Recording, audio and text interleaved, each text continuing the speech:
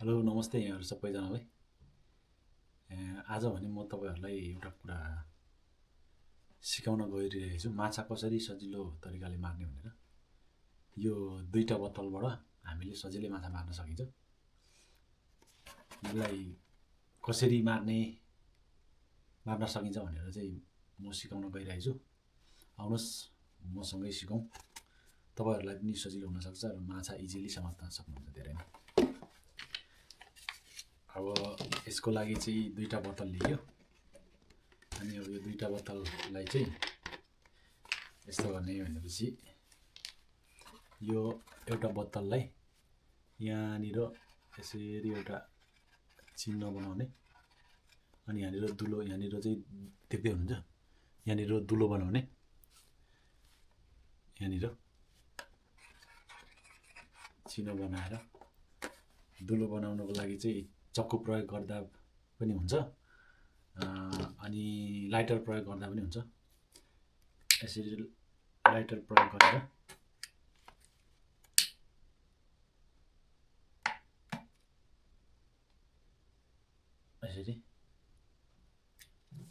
यसरी दुलो बनाउने, अनि त्यसपछि यो टक्क यसरी लगाउने, अनि लगाएपछि चाहिँ यसको भाग चाहिँ यसलाई चाहिँ आदि काटेर फालिदिने भन्दा यो राख्दा पनि भयो, पछि माछा मारेर हेर्ने राख्नु हुन्छ।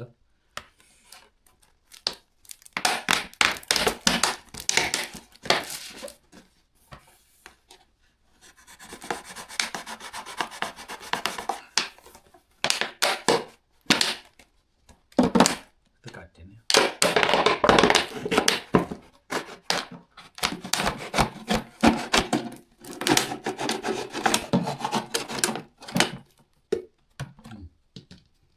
ल हेर्नुहोस्, यो माछा मार्ने सामान रेडी भयो यो। अनि अब यसमा चाहिँ यहाँबाट माछा पस्छ, यो देख्दै हुनुहुन्छ, यो दुलोबाट। अनि यो भित्र चाहिँ चारो लगाउने, चारो यहाँनिर किराहरू मारेर लगाउँदा पनि हुन्छ, अनि तपाईँको बिस्कुटहरू छ भने बिस्कुटहरू लगाउँदा पनि हुन्छ, यहाँनिर अनि मकैको पिठो लगाउँदा पनि हुन्छ। अब नेपालमा चाहिँ बटुकोबाट मान्छेले मसिनो माछाहरू मार्छन्। बटुको भन्दा यसमा चाहिँ बेटर हुन्छ, राम्रो हुन्छ, यसमा धेरै माछा पर्छ। बटुको भन्दा पनि सजिलो, झन्झटिलो पनि हुँदैन।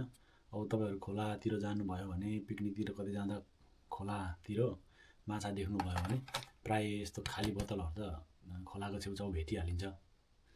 अनि मान्छेहरूसँग प्रायः चुरोट खाने मान्छेहरूसँग लाइटर हुनसक्छ, नभए चक्कु पनि हुनसक्छ, यसले दुलो पारेर बनाउनु पनि सक्नुहुन्छ। अनि यसरी बनाउने, अनि बनाएपछि यहाँभित्र चारो हालिदिने, यो बोतल बिर्को खोलेर यहाँ चारो हालिदिने, अनि चारो हालेर अनि यसलाई बाँध्ने, सानो कुनै डोरीहरू खोजेर यसरी डोरी लाउने।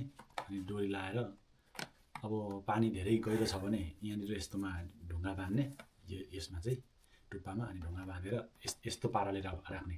अनि यसमा चाहिँ तपाईँको पुरै पानी चाहिँ हाल्नु भएन, पानी यसरी उघाउने, पानी उघाएर भरेर यसो गर्दाखेरि यति हुनु पऱ्यो, पानी चाहिँ यति हुनु पऱ्यो।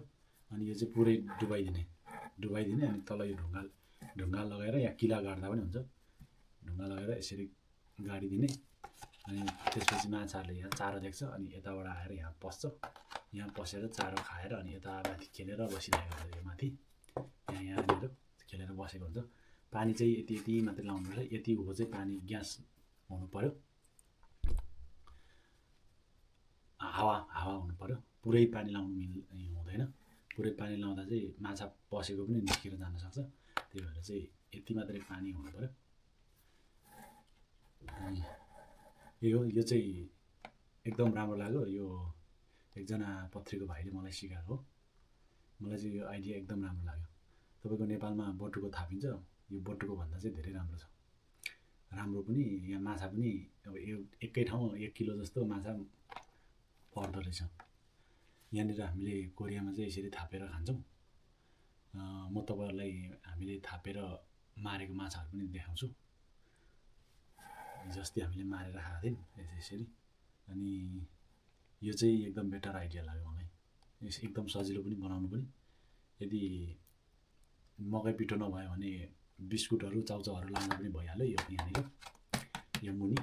अनि बिस्कुट चाउचाउ छैन भने तपाईँको फटिङ्ग्राहरू या गनेउराहरू लगाइदिँदा पनि भइहाल्यो। यहाँबाट माछा बस्छ, खान्छ, परिहाल्छ।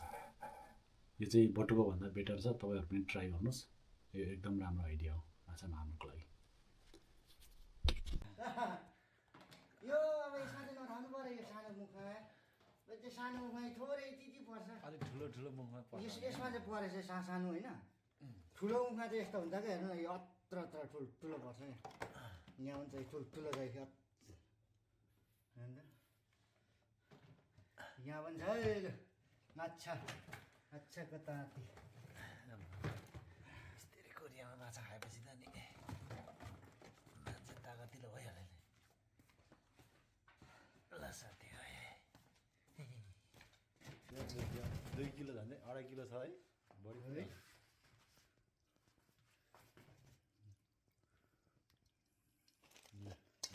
माछा कहिले खाइसक्नु? यो माछा त 2 दिनलाई पुगिगयो नि। 3 दिनलाई 4 दिनलाई नै अब यहाँ फ्रिजमा राख्नुपर्छ। यो फेरि यसको आफ्नै छ। फेरि त केलाएर राख्ने फ्रिजमा होइन, अनि भुट्दै खाने हो। तपाईँहरू पनि यो बनाएर ट्राई गर्नुहोस्। माछा के कति पर्छ मलाई भन्नुहोस् कमेन्टमा। यो चाहिँ धेरै राम्रो चाहिँ तपाईँले 5-6वटा बनाएर थाल्नुभयो भने एकैछिनमा 2-3 किलो माछा तपाईँले मार्न सक्नुहुन्छ। यो चाहिँ एकदम राम्रो छ। तपाईँहरू पनि एकदम ट्राई गर्नु होला एकपटक।